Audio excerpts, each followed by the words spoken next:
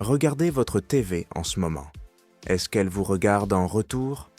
Voici ce que personne ne vous a dit quand vous êtes sorti de Walmart avec ce Samsung Crystal U HDDU 7200 de 65 pouces pour 399 $. Le procureur général du Texas vient de porter plainte contre Samsung et 4 autres fabricants de TV pour avoir transformé votre salon en station de surveillance. Ils suivent d'un millier tous les programmes que vous regardez, tous les services de streaming que vous ouvrez, même ce qui se joue sur votre console de jeu. Puis ils vendent ces données pour faire du profit. Et le DU7200, c'est l'exemple parfait de tout ce qui ne va pas avec les TV budget en 2026. Consumer Reports l'a classé comme le pire modèle Samsung dans 6 catégories de tailles différentes. Les critiques professionnelles l'ont qualifié de trop sombre pour les pièces lumineuses et trop gris pour les pièces sombres. Propriétaire après propriétaire rapporte la même litanie de problèmes. Menu lent, télécommande cassée, Wi-Fi qui se déconnecte constamment et une qualité d'image qui fait paraître une TV de 10 ans meilleure. Pourtant, il se vend comme des petits pains chez Costco, Walmart et Best Buy. Près de 30 000 personnes en ont acheté un rien que le dernier trimestre. Alors voici la question. Pourquoi des milliers de personnes dépenseraient-elles des centaines de dollars pour ce que les experts qualifient unanimement de téléviseurs terribles? La réponse révèle tout ce qui est cassé dans la manière dont les TV sont vendues en 2026. Il y a l'appât du grand budget. TV. Commençons par ce qui rend le DU 7200 si attractif quand vous êtes dans cette allée d'entrepôt. Vous voyez Samsung sur la boîte. Ce nom a du poids. Samsung est la marque de TV numéro 1 en satisfaction client depuis des années, avec un score de 83 sur 100 à l'American Customer Satisfaction Index. Leurs modèles premium comme le S95F OLED sont vraiment excellents. Consumer Report les qualifie de certaines des meilleures TV jamais testées. Puis vous voyez le prix. Une TV 4K de 65 pouces pour moins de 400 $. 75 pouces pour 549 $. C'est le territoire de l'achat impulsif pour un écran plus grand que la plupart des tables à manger. Le modèle d'exposition en magasin a l'air bien sous ces lumières fluorescentes vives, avec des couleurs vives rebondissant sur le panneau Crystal UHD. Un membre Costco a décrit le moment parfaitement. J'avais besoin d'une TV pour le sous-sol. J'ai vu le DU 7200 de 75 pouces à 549 $. J'ai pensé que Samsung signifiait qualité. 3 semaines plus tard, j'ai compris pourquoi c'était si bon marché. Voici ce que cet acheteur ignorait. Samsung fabrique 17 lignes de TV différentes. Le DU 7200 est tout en bas de l'échelle, même en dessous du DU 6900. C'est la TV 4K, la moins chère de Samsung, dépouillée à l'essentiel pour atteindre ce prix qui pousse les gens à appuyer sur la gâchette. Tom's Guide a testé le DU 7200 et a été franc. Cette TV met l'abordabilité au-dessus de tout. Pas la performance, pas la qualité d'image, pas la durabilité, juste le prix. Leur testeur a trouvé le modèle de 43 pouces, trop sombre pour n'importe quelle pièce avec des fenêtres. Là, trop épais, avec plus de 2 pouces d'épaisseur, et équipé d'une télécommande qui fonctionne avec des piles jetables, au lieu de la télécommande rechargeable SolarCell de Samsung, trouvée sur des modèles 20 $ plus chers. Ce dernier détail dit tout. Samsung a supprimé une télécommande rechargeable, l'une de leurs meilleures innovations récentes, pour économiser peut-être 3 $ par unité. C'est la mentalité derrière cette TV. Le problème de luminosité, dont personne ne parle. Entrez dans n'importe quel magasin de TV et demandez la luminosité. Ils marmonneront quelque chose sur le HDR et passeront à autre chose. Mais la luminosité est la spécification la plus importante pour une utilisation réelle, et c'est là que le DU7200 s'effondre complètement. La TV atteint un maximum d'environ 250 nits de luminosité. Pour le contexte, les bonnes TV budget atteignent 350 à 400 nits. Les bonnes TV vont à 600 à 800. Les modèles premium dépassent 1000. À 250 nits, vous avez un écran qui se transforme en miroir gris terne dès que le soleil le frappe. Airthings a testé le DU7200 et l'a trouvé à peine qualifié de décent pour une utilisation mixte. Leur verdict, pas assez lumineux pour les pièces bien éclairées, pas assez contrasté pour les pièces sombres. Il existe dans ce terrible entre-deux où il échoue à tout. Un critique Best Buy a expliqué ce que cela donne en pratique. L'image est correcte, mais souffre d'éblouissement. Je l'ai acheté pour notre grande pièce avec un mur de fenêtres. Vous ne voyez littéralement pas l'écran pendant la journée, à moins de fermer tous les stores. La situation HDR est encore pire. Le HDR est censé rendre les choses lumineuses éblouissantes et les choses sombres vraiment noires.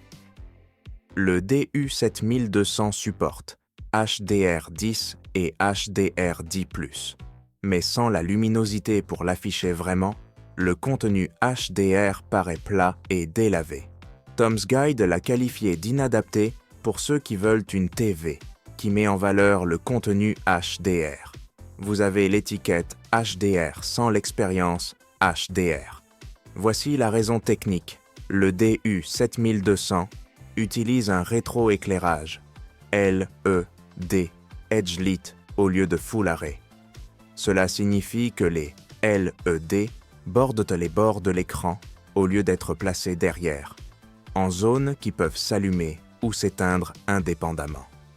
Pendant les scènes sombres d'un film, tout le panneau brille de cette teinte gris-bleu caractéristique parce que la TV ne peut pas contrôler sélectivement quelles parties de l'écran sont sombres.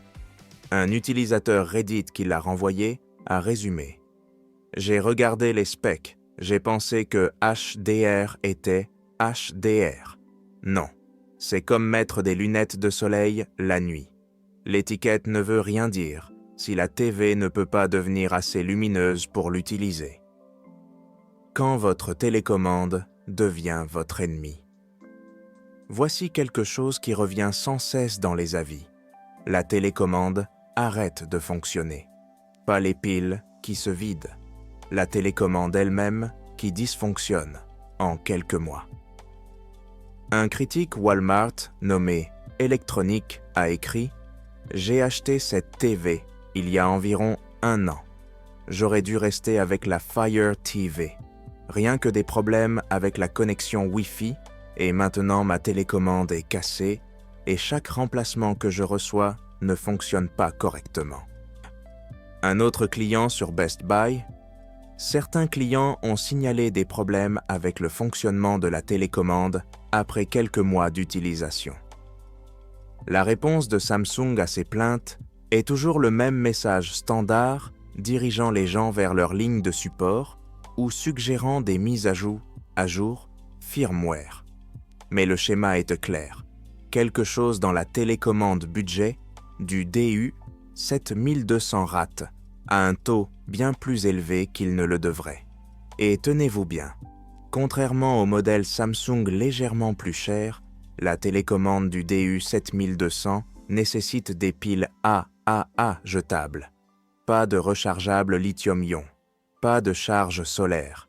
Donc même si votre télécommande ne casse pas, vous achetez des piles tous les quelques mois.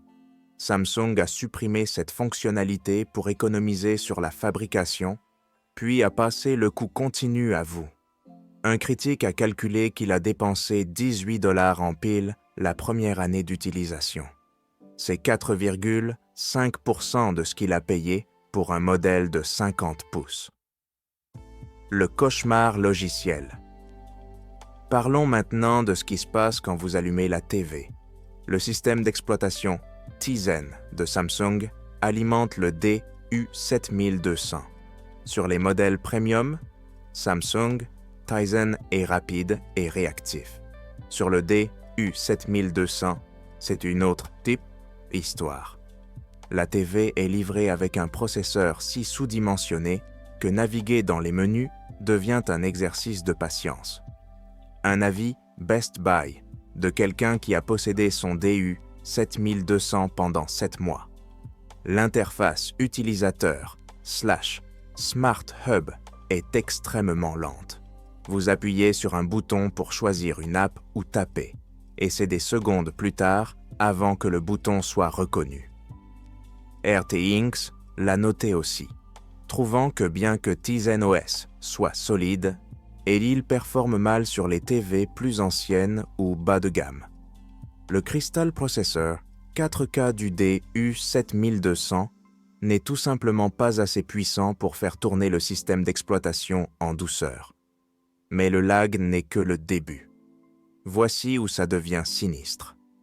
En décembre 2025, le procureur général du Texas Ken Paxton a poursuivi Samsung, LG, Sony, Hisense et TCL pour utilisation de la technologie Automated Content Recognition pour espionner les clients.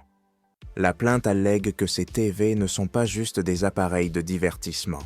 Ce sont des systèmes de surveillance de masse dans des millions de salons. La technologie s'appelle ACR. Elle capture des pixels de votre écran jusqu'à 2 fois par seconde, identifie ce que vous regardez, puis construit un profil de vos habitudes de visionnage. Samsung vend ces données aux annonceurs. La plainte affirme que Samsung surveille tout, apps de streaming, TV câblées, même les appareils connectés comme les consoles de jeux et les lecteurs Blu-ray. Le pire, les entreprises utilisent soi-disant des dark patterns, un design d'interface délibérément confus, pour vous tromper en acceptant l'ACR pendant la configuration. La plainte déclare que chaque fabricant révèle une philosophie de surveillance par défaut destinée à manipuler le consentement des consommateurs. Un critique Walmart l'a découvert par lui-même. Morceau de garbage. Se connecte à Internet, mais n'autorise pas la visualisation. J'ai essayé de me connecter à la TV avec leur QR code sans effet. Cette plainte cryptique révèle en fait ce qui se passe quand vous essayez de bloquer les serveurs de tracking de Samsung. Les utilisateurs qui tentent de protéger leur vie privée en bloquant ces connexions trouvent leur TV presque inutilisable. Le système d'exploitation est si entremêlé avec la collecte de données de Samsung que les séparer casse les fonctionnalités de base. Vous n'achetez pas une TV, vous achetez un appareil de récolte de données qui affiche de la vidéo par hasard. Pourquoi ? Le prix est un mensonge. Faisons les comptes sur ce que le DU7200 coûte vraiment. Vous payez 399 $ pour le modèle 65 pouces chez Walmart. Ça semble être une affaire. Mais ensuite, la réalité s'installe. La qualité sonore est médiocre au mieux. Un critique a dit que son ancien Samsung 7100 série d'il y a des années a un meilleur son. Pour rendre la TV écoutable, vous avez besoin d'une soundbar. Soundbar budget. Haute Pelou, 100p Ceratus, Dua Pulu, $. Soundbar décente, Duaratus, 100p Tigaratus, $. Ah, la télécommande a besoin de piles. 18 $ par an, minimum. La TV n'est pas assez intelligente pour gérer bien les apps exigeantes. Streamer Netflix en 4K et ça peut bégayer. Jouer à 60 Hz fonctionne, mais il n'y a pas de HDMI 2.1 pour les nouvelles fonctionnalités des consoles. Vous pourriez acheter un appareil de streaming externe pour contourner l'interface Tizen lente. Roku ou Fire Stick, 30 à 50 $. La fenêtre de retour est de 90 jours maximum, même avec la politique généreuse de Costco. Après ça, vous êtes coincé avec les problèmes qui se développent. Les données de fiabilité de Consumer Reports et du magazine Which montrent que les modèles budget comme le DU7200 ont des taux de panne autour de 20 à 24% dans les 6 premières années. Problème d'écran, pixels morts, panne de rétroéclairage. Si vous êtes dans ce cas malchanceux, et les coûts de réparation dépassent souvent la valeur de la TV. La plupart des gens achètent juste une autre TV. Un propriétaire l'a capturé parfaitement. J'ai payé 549 $ pour un 75 pouces. 3 mois plus tard, la moitié de l'écran est devenue noire. Samsung voulait 280 $ pour la réparer. J'ai payé 549 $ pour la chose. Donc votre TV à 399 $ devient 599 $ avec une soundbar et accessoires. Puis peut-être 400 $ de plus dans 3 ans quand elle meurt. Vous en êtes à 1000 $ pour une TV qui vous a donné 3 ans de visionnage médiocre.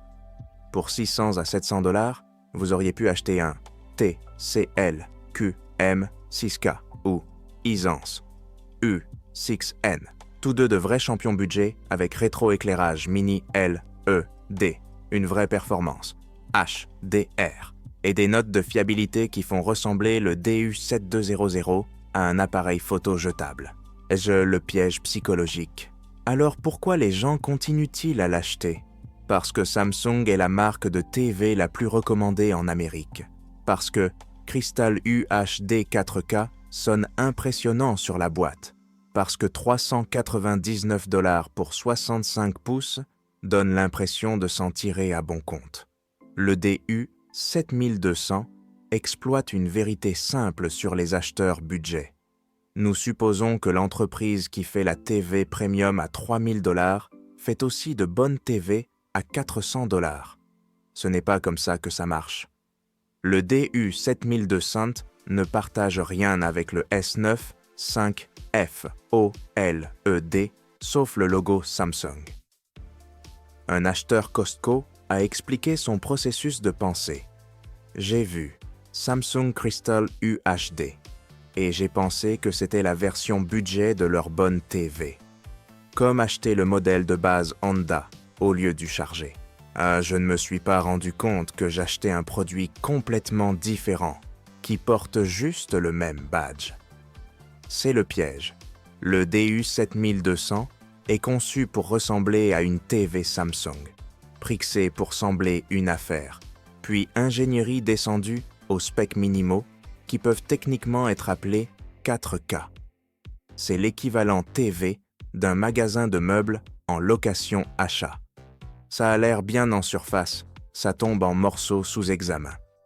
Consumer Reports l'a classé pire Samsung dans la catégorie 43 pouces, et 55 pouces, et 65 pouces, et 70 pouces. 6 braquettes de tailles différents, même note bas de gamme. Les critiques professionnels chez Tom's Guide, Airthings et Slash Gear ont tous tiré la même conclusion. Si vous pouvez dépenser ne serait-ce que 20 à 50 $ de plus, achetez le Samsung DU 8000 à la place. Il n'est toujours pas génial, mais il est visiblement plus lumineux. Mieux encore, dépensez 100 $ de plus et échappez complètement à la gamme budget de Samsung. Ce que vous devriez faire. À la place. Si vous cherchez une TV budget en 2026, voici le conseil honnête.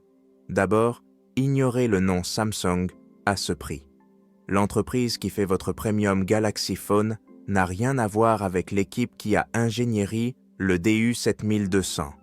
Deuxièmement, fixez votre budget à 500 $ minimum pour 55 à 65 pouces si vous voulez quelque chose qui ne vous fera pas regretter l'achat dans 3 mois. La vraie qualité d'image commence autour de 600 $. Troisièmement, priorisez ses specs. Full Array Local Dimming, luminosité max au-dessus de 350 nits, et n'importe quel système d'exploitation, sauf celui intégré à la TV. Achetez le panneau, ajoutez votre propre Roku ou Apple TV. Et ne connectez jamais la TV à Internet. La série Q6 de TCL à $500 pour 65 pouces vous donne des Quantum Dot et une meilleure luminosité. L'U6N de Hisense à $550 a un rétroéclairage mini LED qui délivre vraiment sur le HDR. Les deux tournent sous Google TV ou Roku au lieu d'être verrouillés dans l'écosystème d'un seul fabricant. Si vous devez absolument acheter à $400, prenez le Vizio M-Series exclusif Walmart. Il n'est pas génial, mais ses défauts spécifiques sont moins irritants que ceux du DU-SEP 200. Ou attendez 2 mois. Le printemps est quand les modèles mid-range de l'année dernière tombent au prix budget avec l'arrivée des nouveaux stocks. Le DU7200 existe pour une raison. Attrapez les gens qui voient Samsung 4K, TV $399 et cliquent un achat avant de lire les petites lignes. Il n'est pas conçu pour être bon. Il est conçu pour être assez bon marché pour que l'achat semble impulsif et assez petit pour que le retourner semble plus de tracas que ça en vaut la peine. Le vrai bilan Consumer Reports n'a pas juste classé le DU7200 comme la pire TV Samsung. Ils l'ont classé comme activement mauvais comparé à toutes les autres options à son prix. Quand les critiques non professionnels vous disent qu'une TV échoue aux fonctions basiques, afficher une image lumineuse, faire tourner les apps en douceur, durer plus d'1 an sans panne, ils sont généreux. Le Texas poursuit Samsung pour avoir transformé votre TV en espion corporate. RTINGS dit qu'elle n'est pas assez lumineuse pour n'importe quel cas d'usage réel. Tom's Guide dit de dépenser $20 de plus pour quelque chose de mieux. Des milliers d'avis clients décrivent les mêmes problèmes.